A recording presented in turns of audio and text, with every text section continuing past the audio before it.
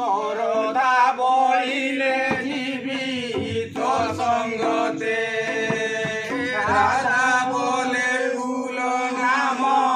কহমতে আগ কহমতে শরধা বলি